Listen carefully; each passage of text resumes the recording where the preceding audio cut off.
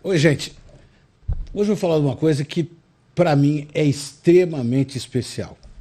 Muita gente me pergunta qual o segredo do sucesso. Se eu ganhei muito dinheiro, aliás, me perguntam se eu sou rico, bem-sucedido. Há 20 anos fazendo palestra, fui executivo de empresa, né? Desde o papel de vendedor, fui supervisor, gerente, diretor de algumas grandes empresas aqui no Brasil. E quando eu fui fazer palestra, todo mundo fala, eu vou aprender como é que ganha dinheiro, porque todo mundo acha isso daí, como é que faz para dar palestra, porque isso dá muito dinheiro, então você ficou rico, por isso você tem esse carro, por isso você tem essa casa. Eu vou contar uma coisa para vocês então. Pergunto, se eu fiquei rico? Fiquei. Mas não é disso que vocês estão pensando, não, do dinheiro. Eu fiquei rico porque eu tenho 3 filhos. Eu tenho a Cláudia, eu tenho o Eduardo e eu tenho o Enzo. E eles me ensinaram muitas coisas. E este é o meu grande legado, que eu quero conversar um pouquinho com vocês disso. Com certeza vocês sabem disso, que os nossos filhos não fazem aquilo que a gente manda eles fazerem. Eles fazem aquilo que eles veem a gente fazendo. Os nossos pontos fracos precisam ser melhorados a todo momento, porque os nossos filhos estão vendo, não o nosso chefe, não o nosso contratante, nossos filhos, que são uma fotografia daquilo que nós estamos espelhando para o mundo e passando para o mundo. Ética, princípios, valores, caráter, tudo isso está alinhado a como nós nos posicionamos. Então, eu quis pela primeira vez, não é mostrar o meu currículo, não é mostrar as histórias de clientes, o testemunho de clientes, mas é mostrar aquilo que eu mais tenho orgulho e que eu construí, que são os meus filhos. Então, quero que vocês conheçam aqui um pouquinho eles. Olha, eu tenho a Cláudia, que é a primeira, aí do primeiro casamento. Ela é uma mestiça, linda, extremamente inteligente e super posicionada na carreira. Hoje, ela é diretora de uma grande companhia. Eu tenho outro filho, do segundo casamento, que é o Eduardo, olho verde, um grande atleta. Como é que ele ia na escola? Ele falava o que é para fazer. É para tirar 7, ele tirava 7. Tinha que tirar 1, ele tirava 1. Eu ainda falava, por que você não estudou para tirar mais? Ele falou, porque não ia aproveitar para o outro ano. Mas extremamente focado. Atleta de alta performance, terceiro dan em taekwondo, medalha de ouro nas Olimpíadas, e outra, né? Campeão sul-americano de taekwondo, tem pelo menos uns 70 prêmios em competições. E o que ele faz hoje? Hoje ele é sênior de vendas numa grande companhia. E eu tenho, por fim, um outro que é do meu último casamento, o Enzo, que tem agora 11 anos. E eu quero mostrar para vocês que eu não estou contando história porque são meus filhos e tal. Eu quero mostrar o performance deles. Olha lá, esse aqui é o performance do Eduardo. O Eduardo, que trabalha na Cult Rocks, quartil de 2024, resultado inteiro de 2024, campeão de vendas. Este ano continua batendo recorde, em cima de recorde, em cima do conceito de vendas. Anteontem, foi promovido por alta performance. Esse é o Eduardo, que levou para vendas tudo aquilo que aprendeu no esporte e na vida. Aí eu tenho a Cláudia, tá lá, ó, resultado de vendas dela. 154 contratos fechados num período, enquanto que o segundo lugar, 87. Ela tem uma capacidade de relacionamento, todo mundo gosta dela, é afável. Essa menina fala 3 línguas, conhece quase que o mundo inteiro, viaja pelo mundo, trabalhava em Boston, agora está aqui no Brasil. Enfim, é uma grande empreendedora, mas mais do que isso, uma profissional de ponta, com estudos constantes, assim como o Dudu, que é o esportista. Aí eu tenho o Enzo, e perguntei para ele, né, você vai ser vendedor? Ele falou, não tenho o menor interesse em ser vendedor. E o que eu estou falando para vocês está registrado aqui no meu livro Gestão de Vendas, que eu conto nessa dedicatória que está aqui. Conto essa história que eu estou contando para vocês. Então, o Enzo, ele falou, o que eu gosto mesmo são outras coisas. E ele tirou medalha de ouro, olha aqui, essa daqui é de 2024, e já está participando de Olimpíadas este ano com um posicionamento fantástico, em matemática. O negócio dele é exatas. Ele tem uma capacidade cognitiva absurda. Ele é um cara que consegue resolver problemas de uma forma fantástica. Esses são meus filhos. Então me pergunta se eu tenho sucesso? Claro que eu tenho, é só olhar ali. Olha a minha felicidade de falar deles. Se me pergunta se eu sou rico, claro que sou.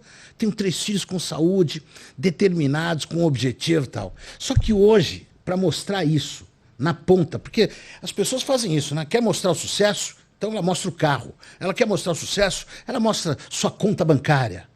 Eu quero mostrar o sucesso apresentando para vocês hoje quem é que vai me entrevistar. Uma visão diferente. Que ele está aqui, ó. É o Enzo, o meu filho, que recentemente fez 11 anos.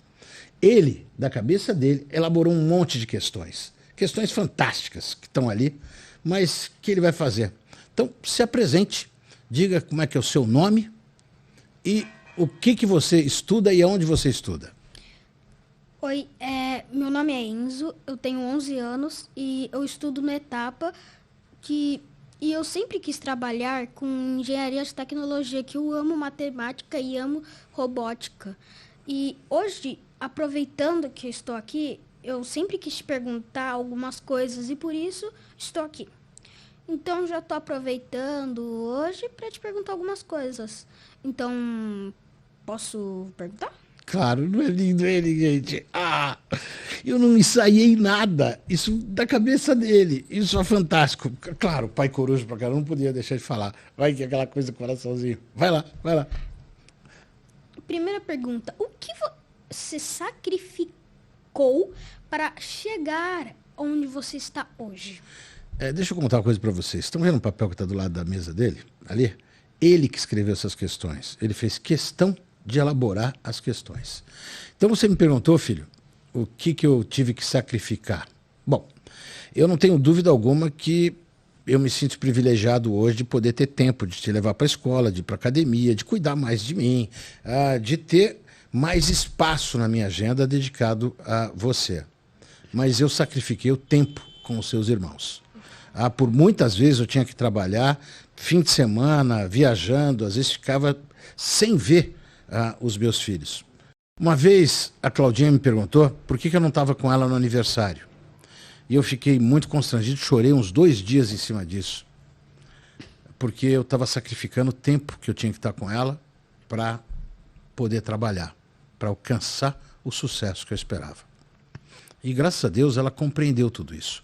Mas foi um momento muito difícil na minha vida. E eu lembro que eu dei um colar para ela, que era uma estrela. E eu disse para ela, filha, eu sempre vou estar do teu lado, e sempre pensando. Então esse colar da estrelinha, cada vez que você olhar no céu e ver uma estrela brilhando, é o papai te mandando uma mensagem dizendo, eu te amo, eu te amo. E ela era muito pequena. E até hoje, aos 34 anos, eu chamo ela de estrelinha, e ela lembra desse momento. Para mim foi muito duro, em prol do trabalho, mas eu sabia que eu tinha que sacrificar aquilo. E que valia muito a pena fazer isso. Com o Dudu foi a mesma coisa. Às vezes eu saía da minha casa, ia para a casa dele, pegar ele na casa da mãe dele, para levar ele na natação. E acabava não dando tempo de fazer tanta coisa. Teu irmão sempre foi uma coisa incrível. Ele guardava os caminhos. Eu não precisava colocar GPS. Ele falou, não, agora você entra a segunda direita, a primeira esquerda, tal, porque eu tinha que levar ele na natação, eu não sabia direito onde que era. Mas eu sempre estava presente com ele. Sempre, sempre. E ele gostava de carrinho. Então eu comprava toda hora um monte de carrinho. Carrinho desse tamanho assim, ó. E guardava. E falava, o papai pensou em você, não é pelo bem material, mas daquele carrinho que você tanto gosta. E hoje eu tenho a oportunidade de estar com ele toda hora, e você sabe disso. Esse foi o grande sacrifício que eu fiz. Mas se alguém perguntar para mim, eu faria isso de novo? Faria. Porque eu aprendi uma coisa, se eu não podia estar muito tempo com eles, e com você também, porque eu viajo ainda, eu tinha que estar fortemente com você, inteiro com você, no tempo que eu tinha com você, e assim como eu tinha com eles. Uau! Impressionante. Eu sempre que tive essa curiosidade, porque às vezes você me falava que antigamente você não conseguia passar tempo com eles. Aí bateu essa curiosidade em mim para te perguntar no momento certo. Que legal, que legal. E isso me emociona mais do que tudo. Todo mundo me acha durão num monte de coisa, mas na verdade é só uma casca que eu tenho, porque para não ser tão vulnerável nesse mundo, eu tenho até hoje, tenho receio de ser vulnerável nas coisas, mas eu adoro ficar com vocês, adoro. Com o Dudu, a gente cozinhava junto, com a Claudinha, a gente brincava de boneca. Quando ela era criança, ela pintava minhas unhas. Aí eu deixava. Aí ela pedia para colocar a roupinha na boneca dela. Era muito gostoso, cara. E com você, você já nasceu velho, então a gente já brinca de outras coisas. Vamos lá. Tem mais pergunta para mim? Tem. Eu preparei 5 perguntas. Agora vamos para a segunda. Qual a origem de você querer trabalhar com vendas? Caramba! Cara, você tinha que ter me mostrado esses negócios antes, porque não é fácil essas respostas, né? Assim, ó, eu vou contar uma história rápida. Todo mundo fala que nasceu vendedor, tal. Isso é mentira. A gente não nasce vendedor, tem aptidão para isso. Até porque com 6 para 7 anos, acho que a vovó te contou essa história. Eu quis vender sorvete lá no Campo Limpo, onde o papai foi criado. E era bastante perigoso aquela região, desde aquela época lá. Mas eu queria vender sorvete. E aí eu chorei, até fiquei com febre, porque minha mãe não deixava. O que eu queria, na verdade, era ganhar um dinheirinho. Porque a gente tinha uma condição bastante pobre. Você viu, a casa da vovó dava enchente, aquela coisa toda. E eu queria ganhar um dinheirinho, porque eu achava que podia ajudar. Então eu queria fazer isso para ajudar eles, E também porque eu podia tomar mais sorvete sem pagar. E aí eu fiz isso daí alguns dias. E eu não soube. Só depois de muito tempo que a vovó falou. Eu deixava você ir, mas eu ficava na esquina olhando você. Quando você virava, eu ia para outra esquina para olhar você. E eu ficava, às 3 horas você ficava vendendo sorvete, eu ficava te olhando. Mas só foi depois de muito tempo, quando eu fui fazer o colégio. Eu fiz colégio técnico de decoração, de arquitetura e decoração, no IAD, Instituto de Arte e Decoração. E lá tinha eu tinha bolsa de estudo. E 99, ou seja, fora eu, eram muito ricos, porque era uma escola muito cara. Eu tinha bolsa integral, mas muito cara. E eu tive convívio com várias pessoas com muito dinheiro, que o motorista ia levar e tal. E aí depois eu saía de lá e ia lá para o Campo Limpo. Eu não ficava com bronca porque morava no Campo Limpo, não. Mas eu falava assim, como é que eu posso fazer para chegar lá? Como é que eu posso fazer para também ter esta vida? Eu ia na casa das minhas amigas, dos meus amigos, mas eram umas casas chique pra caramba, cobertura, duplex, com 3, 4 carros na garagem, tal. Eu falei, como é que eu faço para conseguir chegar a isso? Pensava assim comigo, né? Mas eu sabia que uma coisa que a avó sempre falou, eu tenho o 2º ano primário, mas o que tira um homem de uma condição ruim para uma condição boa é o estudo. Eu nunca parei de estudar, isso foi verdade. Você gostava sempre de estudar? Nunca desgostei de estudar, mas eu sabia, mas não era bava. Mas eu frequentava muito a biblioteca. Na época não tinha Google, era biblioteca. E eu ia para a biblioteca. Eu adorava ir na USP para pesquisar na área de geografia, de física, química, de matemática, as várias lá, de literatura, a ECA, que era de escola, tinha lá um monte de área de dramaturgia que eu ficava olhando, pequeno e tal. Saía da escola e fazia isso. Mas eu falei, cara, o que pode? Aí eu conheci uma moça, que o pai dela, Thelma, é isso mesmo? Eu acho que era isso. Que o pai dela tinha uma escola na Avenida Paulista, grande pra caramba, de treinamento. E ele falou assim, você podia ir lá fazer um treinamento comigo? Eu falei, legal. Aí eu fiz um teste de aptidão. Ele falou, você tinha que entrar fazer algum curso de comunicação. Aí eu falei, cara, mas qual? Ele falou, eu tenho vaga aqui para um de vendas. Eu fui fazer o meu primeiro treinamento de vendas, sem saber o que era esse negócio. Aí depois entrei na faculdade, aí trabalhava, óbvio, trabalhei de auxiliar e tal. Aí eu fui trabalhar, fazer a faculdade. Na faculdade eu precisava de dinheiro. Como é que eu faço para ganhar dinheiro? Com dinheiro. Como é que ganha dinheiro mais rápido sendo competente, estudando muito? Trabalhando. Hein? Vendas. E aí tinha uma vaga na Johnson & Johnson de laboratório. fiz um monte de teste, fui aprovado e comecei a ganhar bem. E eu falei, daqui a pouco eu volto para estudar aquela coisa que eu queria. Eu queria ser médico. Daqui a pouco eu volto. E aí eu comentei bem, e bem, e bem, e bem. Filho, aí eu descobri o seguinte, tem uma frase que as pessoas dizem que você tem que amar aquilo que faz para dar certo. Eu falei, não. Você precisa entender que o caminho que você escolheu está dando certo e aí passar a gostar muito. O amar vem por decorrência de todos os prêmios que você vai ganhar, de todos os êxitos que você vai ganhar. Porque quanto mais êxito, mais palma, mais certificado, mais troféu você ganha, mais entusiasmado você fica e mais você passa aquilo para fazer melhor ainda. E foi assim que eu fui trabalhar com vendas. Uau! Aproveitando que você está contando sobre o seu passado, eu queria saber o que você mudaria se você pudesse voltar no tempo. De onde você foi tirar essas coisas assim, moleque? Olha, filho, se eu pudesse voltar lá no tempo e olhar para o futuro, eu diria o seguinte. Eu não mudaria nada. Você sabe por quê? Porque qualquer coisa que eu mudasse da minha vida, inclusive dos meus erros, eu não teria tido a Claudinha, que foi um grande acerto. Eu não teria tido o Dudu, que foi um grande acerto. Eu não teria tido o Enzo, que foi um grande acerto. Se eu pudesse voltar no tempo, eu não mudaria nada. Nada. Porque eu tenho muito mais do que eu imaginava, até no sonho, em ter. Muito mais. Até porque eu me sinto um milionário. Um milionário. Com a vida que eu tenho e com os filhos que eu tenho. Que são 3. E eu me orgulho dos 3 profundamente. Eu não sei quantos pais podem falar que se orgulha genuinamente dos feitos dos seus filhos.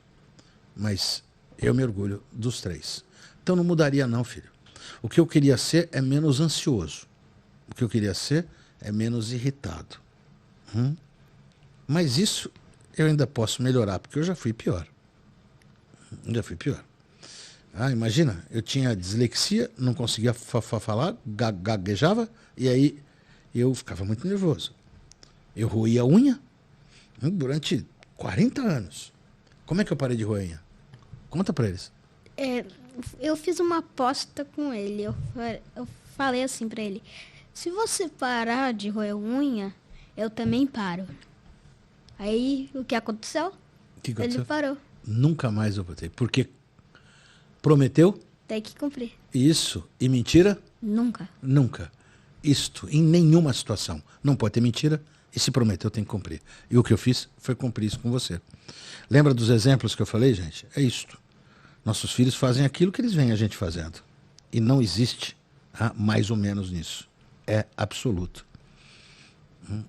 Tem mais pergunta para o pai? Sim. Agora é a última, que eu acho a mais legal, que eu preparei para o final. Peraí, depois eu também vou te fazer pergunta, viu? O que você mais valoriza em seu trabalho? Gente, que enrascada que esse cara me coloca. O que eu mais valorizo? Valorizo. Bom, óbvio que eu faço isso muito mais do que o dinheiro. É o reconhecimento. Eu adoro isso. Eu adoro ensinar. Eu adoro saber que eu movi pessoas. Eu adoro saber como uma vez eu estava lá em Nova York, e um cara do outro lado da rua, eu ia atravessar para ir para a igreja St. Patrick, que tem lá. E aí, na hora que eu fui atravessar, professor Tomanini. E o cara veio correndo com a esposa e um filho pequeno. E aí vira para a esposa, falou: nossa, que emoção em te encontrar, posso te dar um abraço? O cara me deu um abraço. E ainda falou assim para a mulher dele: este professor mudou a minha vida. Eu sou muito agradecido a ele pelas porradas que ele me deu e fez eu entender e olhar o mundo de uma forma diferente. Assim como eu já tive gente da mesma sala que falou: aquilo que ele falou é ridículo, e foi embora. O que é legal é que eu vejo que a maioria das vezes os vitoriosos fazem isso e têm a humildade. Mas não foi só lá. Foi lá, não. Foi de uma empregada que tinha em casa, e que eu entusiasmava ela, e ela me mandou um recado faz um ano, falando: seu Cláudio, muito obrigado pelo apoio que o senhor me deu. Hoje eu sou uma advogada com OAB, criei as 2 filhas, uma é dentista, a outra é médica, estudou em federal, e o senhor foi o grande entusiasta para que eu entendesse que estudo era fundamental, que eu podia muito mais, que eu não precisava ficar lotada na minha vida, que eu achava que era o normal, que era o que Deus tinha me reservado. Na verdade, ele tinha me reservado muito mais, eu que não escutava ele. Então, isto é transformador para mim, filha. Às vezes tem pessoas que acham que os professores te dão bronca, te corrigem só para você passar vergonha na frente da sala, mas não, eles querem o seu bem para você aprender mais. Não tenho dúvida alguma. É que hoje nós estamos num mundo muito chato com um monte de coisa. As pessoas estão milindradas, as pessoas estão... não sei o quê, porque o cara foi falar e tal. Mas as pessoas que têm um objetivo de crescimento, as pessoas que pensam lá na frente, falam assim: eu quero fazer, eu quero ter sucesso, eu quero ir mais longe, eu quero ir além. Essas pessoas escutam. E aquilo que não é produtivo para elas, elas tiram. Mas elas pegam o melhor das coisas que estão acontecendo.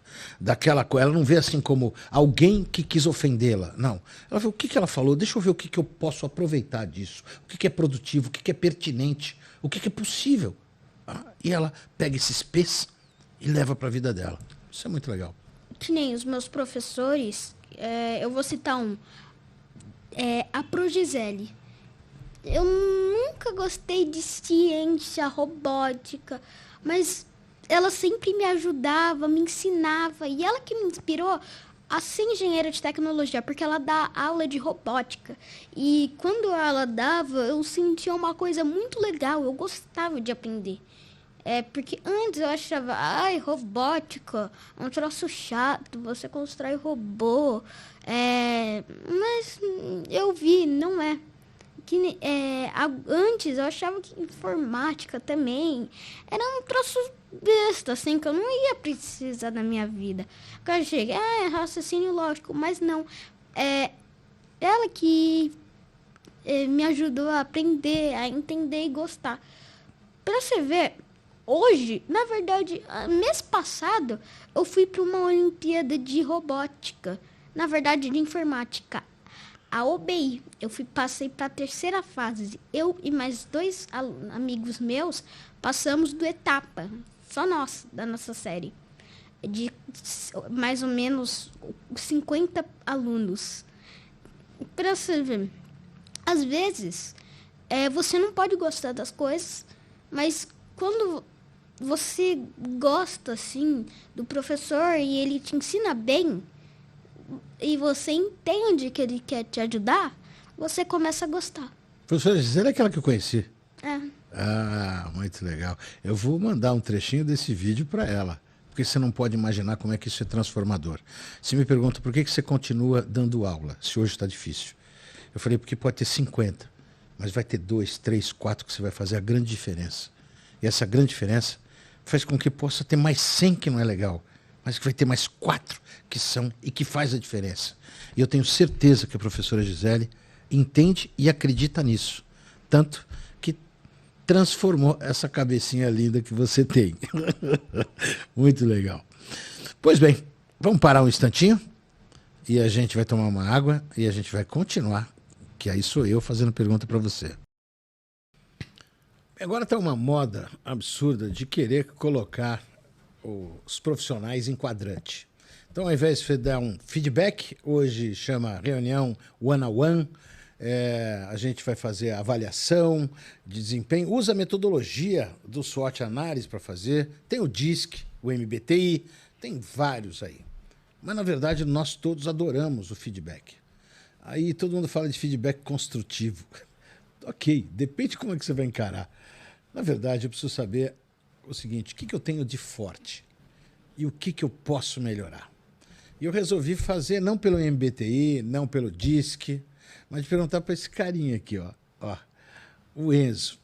Enzo, uma das coisas que eu mais adoro em você é a tua sinceridade. Você é muito claro. E você não fala a coisa magoando, de uma forma pejorativa. Se alguém está perguntando assim, você acha que ele vai saber o que é pejorativo? Sim, sabe. Ele usa uma linguagem, o coloquial dele é fora da curva. Mas vamos lá. Eu queria saber do papai, que você falasse assim, papai, duas coisas. Como é que você me vê como profissional? Assim, meu ponto forte e o que eu posso melhorar? E depois como pai, meu ponto forte e o que eu posso melhorar? O de profissional, eu acho que você é muito dedicado sobre o que você faz e com o que você faz.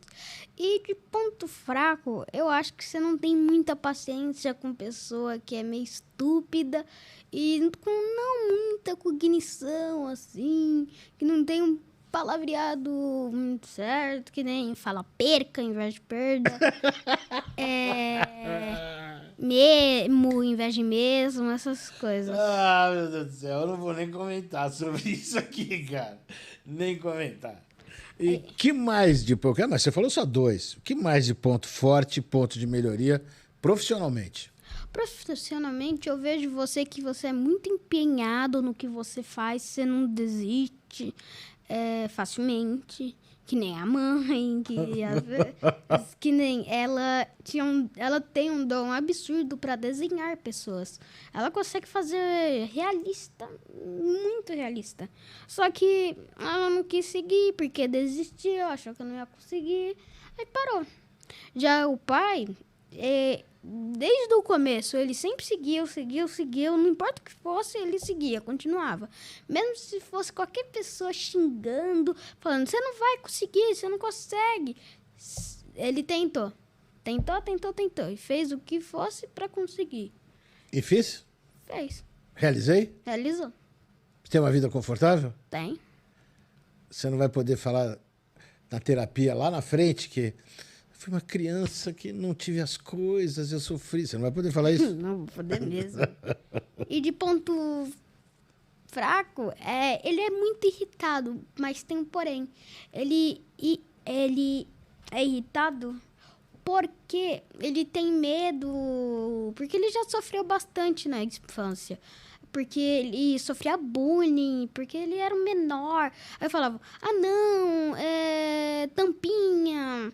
Ele levava murro de gente...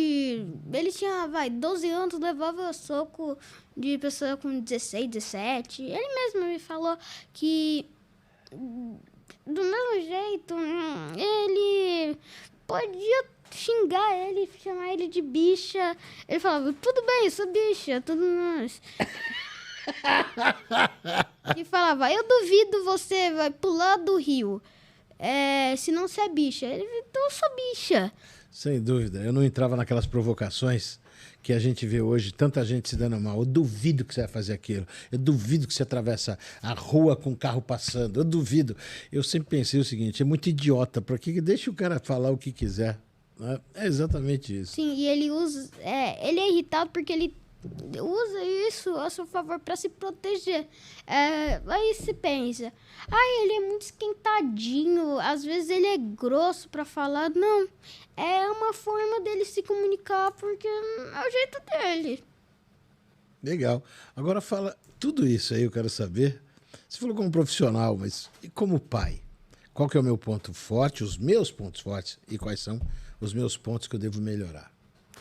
Os pontos fortes é que você sempre brincou comigo, sempre me deu atenção. Quando eu não conseguia resolver alguma coisa, eu tinha dificuldade na escola, você lá ia parar o que estava fazendo para me ajudar. Sempre me ajudava em prova que eu estava com dificuldade de aprender. Que nem teve uma prova de história que eu não sabia as coisas, tudo mais, que eu não estava conseguindo entender. Aí ele foi lá, parou o que ele estava fazendo, foi lá, me ajudou e tirei 10. Que legal, fico feliz. E de ponto fraco, deixa eu ver. Pior que eu não sei não, porque como pai ele faz perfeitamente. Muito obrigado, filho. Mas não é verdade. É verdade. Você é esquentadinha. Eu pego no teu pé pra tudo. Pega. Não é isso? Dá pra negociar? Tem que escovar o dente? Porque no mundo profissional acontece isso. Não Tem gente que o higiênico não quer fazer ou quer procrastinar. Tem coisa que dá pra negociar, mas tem coisa que não. O que é procrastinar, você sabe? Não faço a minha ideia. Não, eu te conto. É deixar para depois. Deixar para depois. O pai gosta de deixar as coisas para depois?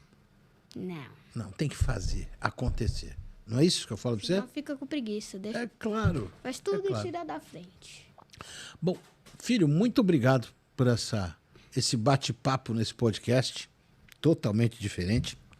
Precisamos convidar teus irmãos para vir também. Sim. Não é? Vai ser legal? Vai. E você quer dar uma última mensagem aí pra gente fechar? Olha, pode ser você. Você faz ao final. Eu? É. Então eu falo. Se eu pudesse recomeçar minha vida, eu faria ela muito, muito parecida com tudo isso. Porque entre os altos e baixos, eu fui presenteado com 3 pessoas maravilhosas. Os meus 3 filhos. As bênçãos de Deus. Isto, como eu sempre falo. E só tenho uma coisa para dizer. Te amo mais do que tudo nesse mundo. E que teus irmãos não escutem.